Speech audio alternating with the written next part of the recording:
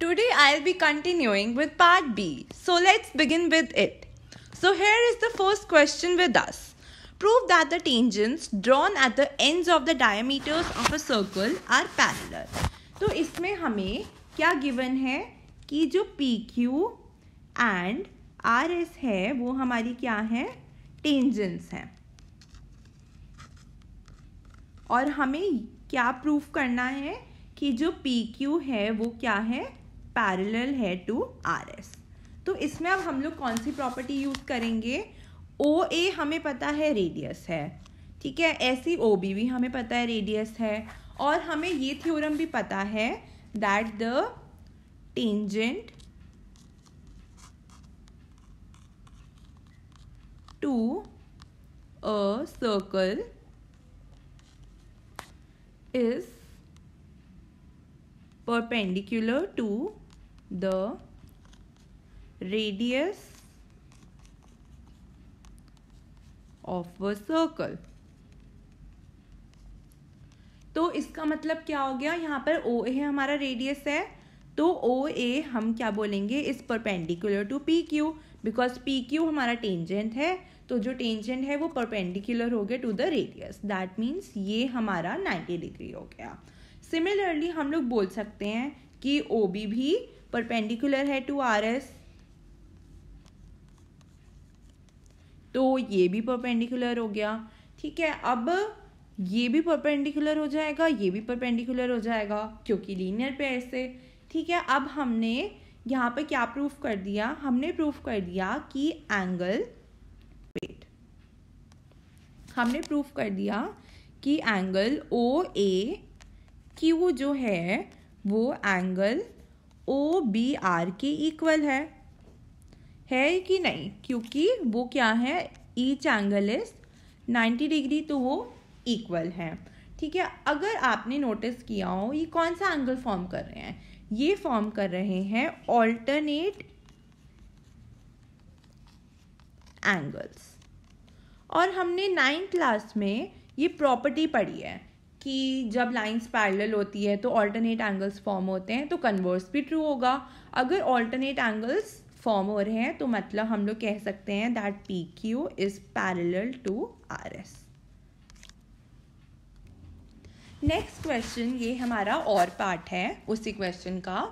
तो इसमें है prove that the perpendicular at the point of contact to the tangent to a circle passes through the centre. यहाँ पर हमारा tangent क्या है, AB है, ठीक है, और हमारा जो परपेंडिकुलर है वो TP है जो कि AB के परपेंडिकुलर है, ठीक है, एट P पॉइंट. तो हमारा जो TP है वो क्या हो गया, परपेंडिकुलर हो गया टू AB. ये हमें क्या है, गिवन है. अब हमें प्रूफ क्या करना है कि जो TP है पासिस थ्रू सेंटर O, ये हमें प्रूफ करना है. तो अगर हम लोग प्रूफ स्टार्ट करें, सपोज करते हैं कि ये जो हमने परपेंडिकुलर बनाया है ना, TP is perpendicular to AB, हम लोग सपोज कर रहे हैं कि ये सेंटर O से पास नहीं हो रहा. ठीक है, हम पहले इसे अज्यूम कर रहे हैं that it does not pass through centre O, it passes through T. हमने ये अज्यूम कर लिया क्योंकि अभी हमें पता नहीं है. ठीक है, अब हमें पता है कि TP जो है वो परपेंडिकुलर है टू AB, तो जो एंगल TPB होगा, TPB होगा, वो क्या हो जाएगा, 90 डिग्री हो जाएगा. अब AB क्या है, टेंजेंट है, OP क्या है, रेडियस है. ठीक है, OP क्या है, यहाँ पर रेडियस है. ठीक है, AB क्या है, टेंजेंट है. और अगर आपको याद हो, मैंने आपको वो थ्योरम बताई थी कि जो रेडियस होता है it is perpendicular to the tangent. ठीक है, तो ये वाली थ्योरम अगर हम लोग यूज़ करें, यहाँ पर ओ पी हमारा क्या हो गया, रेडियस हो गया, ए बी हमारी टेंजेंट हो गई, तो हमारा क्या हो गया, angle O P B is equal to 90 degree, ये हो गया। अब अगर हम लोग इसको और इसको देखें, दोनों 90 डिग्री के इक्वल हैं, दोनों 90 डिग्री के इक्वल हैं, इसका मतलब क्या हुआ कि एंगल टी पी बी जो है वो एंगल ओ पी बी के इक्वल है, क्योंकि ईच जो है वो 90 डिग्रीज है। ठीक है, इसका मतलब क्या है, अगर दोनों इक्वल है इसका मतलब क्या हुआ है कि T P and O P coincides, और अगर वो कोइंसाइड्स हो रहे हैं तो जो टी पी होगा, जो हमारा परपेंडिकुलर है, जो हमने अज्यूम किया था कि वो सेंटर से पास नहीं कर रहा, तो इससे प्रूव हो गया कि वो सेंटर से पास करेगा। तो ये हमारा 29th क्वेश्चन है। ठीक है, इसका और पार्ट भी है। ठीक है, पहले मैं ये वाला डिस्कस कर रही हूँ। Determine whether the following statement is true या फॉल्स। ये हमें इसमें क्या दिया है, बेसिकली एक इक्वेशन दी है। पहली इक्वेशन है lambda x plus 3y is equal to -7, ये हमारी पहली इक्वेशन है। और दूसरी इक्वेशन है हमारी 2x plus 6y is equal to 14, ये हमारी दूसरी इक्वेशन है। तो इसमें हमें लैम्डा की वैल्यू तो दी नहीं है, तो हमें बोला है कि इन इक्वेशन की इनफाइनाइटली मेनी सॉल्यूशंस हैं। तो अगर इनफाइनाइटली मेनी सॉल्यूशंस होंगे तो हमें बोला हुआ है क्या लैम्डा की वैल्यू 1 होगी, मतलब ये हमें पूछा है उन्होंने, तो हमें ट्रू या फॉल्स देना है। और जो भी हम देंगे अपना आंसर, उसका रीज़न भी देना है, मतलब हमें पूरा अच्छे से एक्सप्लेन करना है। तो मैं अब स्टार्ट करती हूँ। इसमें हम लोग इसको इस साइड ले आते हैं, लेफ्ट हैंड साइड ले आते हैं। 11x lambda x plus 3y plus 7 is equal to 0, ठीक है, और 2x plus 6y minus 14 is equal to 0। ठीक है, अब for the equations to have infinitely many solutions, what is the condition, that a1 upon a2 is equal to b1 upon b2 is equal to c1 upon c2। अब यहाँ पर a1 क्या है, lambda है, और a2 क्या है, 2 है, b1 क्या है, 3 है, b2 क्या है, 6 है, c1 क्या है, 7 है, और c2 है -14। तो हम लोग ऐसा कर सकते हैं, पहले इन दोनों इक्वेशंस को हम लोग इक्वेट करेंगे। ठीक है, तो इसमें अगर हम लोग इन दोनों इक्वेशंस को, दैट इज़ लैम्डा बाय 2 और 3/6 को इक्वेट करेंगे, तो हमारी जो लैम्डा है उसकी वैल्यू क्या आएगी, 1 आएगी। अब आप लोग सोचोगे कि चलो इसका आंसर तो ट्रू है, ये रीज़न दे देते हैं। लेकिन अगर हम लोग दूसरी इक्वेशन के साथ इक्वेट करेंगे तो हमारी वैल्यू क्या आ रही है, लैम्डा इज इक्वल टू -1 आ रही है। मतलब लैम्डा की एक वैल्यू नहीं, 2 वैल्यूज़ आ रही हैं। तो मतलब लैम्डा का जो वैल्यू उसमें दी है, हम क्या बोलेंगे, that the statement is false.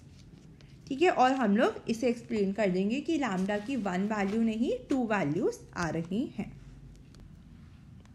अब नेक्स्ट क्वेश्चन, ये हमारा और पार्ट है, क्वेश्चन 29 का ही। For which values of P and Q will the following pair of linear equations have infinitely many solution? इसके फर्स्ट पार्ट में I discussed that for the equations to have infinitely many solutions, the condition is a1 upon a2 is equal to b1 upon b2 is equal to c1 upon c2। तो इसमें आपको कुछ नहीं करना, बस ये condition ही apply करनी है। तो इसमें a1 क्या हो जाएगा, 4 हो जाएगा, और इसमें a2 क्या हो जाएगा, 2p प्लस 7q हो जाएगा। उसके बाद इसमें b1 क्या हो जाएगा, 5, देन उसमें p प्लस 8q हो जाएगा, और इसमें c1 क्या हो जाएगा, 2/2q माइनस p प्लस 1। तो इसमें हम लोग क्या करेंगे, इक्वेशंस को इक्वेट करेंगे। तो हम लोग पहले इस क्वेश्चन में इन दोनों इक्वेशंस को इक्वेट कर रहे हैं। आप लोग किसी भी इक्वेशन को इक्वेट करके अपना आंसर चेक कर सकते हो। तो मैं इसे यहीं पर ही सॉल्व कर रही हूँ। 4p plus 32q is equal to 10p plus 35Q, ठीक है, -6P is equal to 3Q। P आ गया हमारा, -6 इधर चला जाएगा डिवाइड होकर, तो ये आ जाएगा -12Q। ये वैल्यू अभी हमारी P की आई है, ठीक है। अभी इसको हम लोग अपना 1 अज्यूम कर लेते हैं, ठीक है। नेक्स्ट इक्वेशन मैं इन दोनों को सॉल्व कर रही हूँ, तो क्या आएगा 10Q -5P + 5 is equal to 2P + 16Q, ठीक है। 10Q - 16Q आ जाएगा -6Q, यहाँ पे 7P + 5 आ जाएगा, ठीक है। अब यहाँ पर हम लोग क्या कर सकते हैं, Q की वैल्यू अगर हम लोग इस वाली 1 को यूज़ करके Q की वैल्यू निकालें तो -2P आ जाएगी, तो -6 - 2P is equal to 7P + 5, right. Sorry, यहाँ पर ना -5 आएगा क्योंकि जब हम लोग उसे राइट हैंड साइड पे लेकर जाएंगे तो वो माइनस हो जाएगा। इसके बाद अगर हम लोग इसे सॉल्व करेंगे तो -6 × -2P हो जाएगा 12P, और 7P - 5 को हम लोग एज इट इज़ लिख देंगे, तो यहाँ 5P आ गया इज इक्वल टू -5, ठीक है। P इससे हमारा क्या आ गया, -1 आ गया। अब हम लोग P की वैल्यू को we'll पुट इन इक्वेशन 1, ठीक है, और हमारी वैल्यू क्या आ जाएगी उससे, -1 इज इक्वल टू -12Q, तो Q इससे हमारा आ गया 2 आ गया। इसमें हमें P और Q की वैल्यूज़ निकालनी थी। नेक्स्ट क्वेश्चन में प्रोबेबिलिटी का क्वेश्चन है ये। 15 cards which are numbered from 1 to 15 are put in a box and they are mixed thoroughly, and then a random card is drawn from the box. So we have to basically find the probability that the card which we draw has an even number. So we all know what are the even numbers. First of all मैं first part solve करूँगी। 2 होता है, 4 होता है, 6 होता है, 8 होता है, 10 होता है, 12 होता है। हम सब ने पढ़ा इवन नंबर्स कौन से होते हैं, जो कि किससे डिविजिबल होते हैं, 2 से डिविजिबल होते हैं। यहाँ पर 14 भी आएगा बिकॉज हमें 1 to 15 के बीच में जितने भी हमारे इवन नंबर्स हैं वो हमें लेने हैं, ठीक है। अब प्रोबेबिलिटी का फॉर्मूला क्या होता है, number of favourable outcomes, number of favorable outcomes upon total number of outcomes,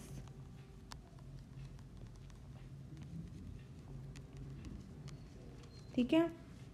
favourable outcomes मतलब इवन नंबर है, और इवन नंबर है मतलब ये सारे नंबर्स हैं, तो ये हमारे कितने हो गए, ये हमारे 7 हो गए, और टोटल आउटकम्स हमारे 15 हैं, मतलब 15 में से 7 ऐसे नंबर्स हैं जो 2 से डिविजिबल हैं, ठीक है। अब मैं इसका नेक्स्ट पार्ट कर रही हूँ। नेक्स्ट पार्ट है कि वो 2 या 3 से डिविजिबल है। 2 या 3 से मतलब 2 से भी हो सकता है और 3 से भी।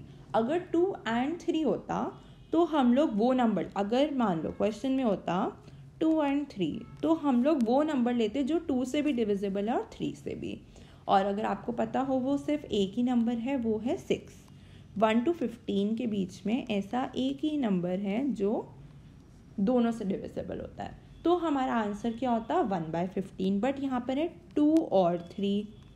2 और 3 मतलब या तो 2 से डिविजिबल है या फिर 3 से डिविजिबल है, मतलब दोनों से नहीं होना चाहिए वो नंबर, ठीक है। तो फिर हम इसमें क्या करेंगे, हमारे जो भी पॉसिबिलिटीज़ हैं वो क्या होंगी, 2 होगी, 4 होगी, 6 होगी, 8 होगी, 10 होगी, 12 होगी, 14 होगी, 3 से डिविजिबल 3, 6 और 9। अब हमने 6 जो है वो दोनों से डिविजिबल है, तो हम 6 को एक बार ही लेंगे, हाँ ठीक है। तो हमारे कितने हो गए, 3, 6, 9, ठीक है, ये हमारे, हाँ, और यहाँ पर क्या हो जाएगा 15 भी हो जाएगा। तो हमारे टोटल कितने हो गए, 10 आउटकम्स हो गए। तो यहाँ पर भी मैं सेम ही फॉर्मूला लिखती हूँ, number of favourable outcomes upon total outcomes, ठीक है। फेवरेबल आउटकम्स हो गए 10, टोटल आउटकम्स हो गए 15, तो इसको हम कट करेंगे तो हमारा आंसर क्या आ जाएगा 2/3। नेक्स्ट क्वेश्चन है a solid is compose of a cylinder. Cylinder ये रहा, ठीक है, फिगर में ये रहा, ठीक है, एंड हेमिस्फेरिकल एंड्स है उसके। तो होल सॉलिड जो है, ठीक है, वो 104 सेंटीमीटर का है, बट रेडियस हमें 7 सेंटीमीटर दिया है हर एक हेमिस्फेरिकल एंड का, मतलब दिस इज 7, दिस इज 7। तो मैंने क्या किया, सिर्फ सिलेंडर की हाइट निकाल ली, दिस इज 7, दिस इज 7, तो मैंने 104 में से 14 माइनस करके सिर्फ सिलेंडर की हाइट निकाली, दैट इज 90 सेंटीमीटर। ठीक है, मैं यहाँ भी लिख देती हूँ अगर आपको समझ नहीं आ रहा, दिस इज 90 सेंटीमीटर। अब हमारा क्या है, area of cost of polishing दी है, एरिया ऑफ सरफेस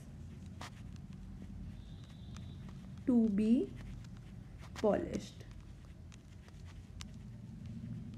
क्या है 2 CSA ऑफ हेमिस्फीयर। हमें इसमें क्या जो एग्जैक्टली पेंट करना है या पॉलिश करना है वो क्या है 2 CSA ऑफ हेमिस्फीयर, ठीक है, क्योंकि 2 हेमिस्फीयर्स हैं, प्लस CSA ऑफ सिलेंडर। ठीक है, अब हम फॉर्मूला यूज़ करेंगे 2, इसमें जो CSA ऑफ हेमिस्फीयर है वो होता है 2πr², और CSA ऑफ सिलेंडर हमारा क्या होता है 2πRH।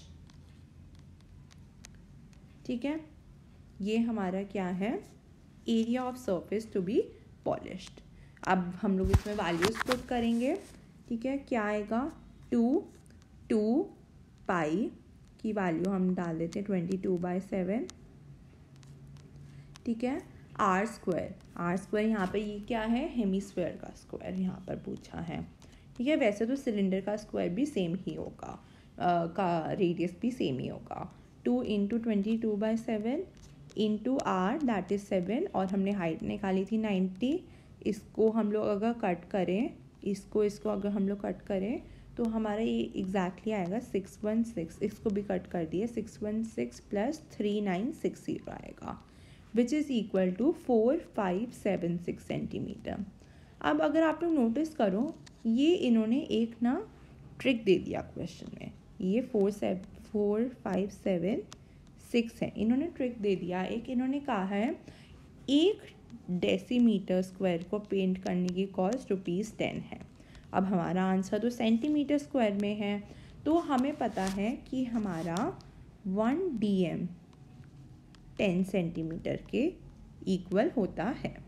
ठीक है, तो 10 सेंटीमीटर किसके इक्वल हो गया 1 dm के, 1 सेंटीमीटर किसके इक्वल हो गया 1/10 dm के। ठीक है, तो अब ये सेंटीमीटर स्क्वायर है, तो अब हम लोग इसे कन्वर्ट कर लेंगे किस में डेसीमीटर स्क्वायर में। ठीक है, और यहाँ पर अगर 1 सेंटीमीटर स्क्वायर आ जाएगा तो क्या आ जाएगा 1/10 × 10 डेसीमीटर स्क्वायर। ठीक है, तो हम लोग ये हमारा एक काइंड ऑफ वर्किंग नोट था जो हमने शो किया।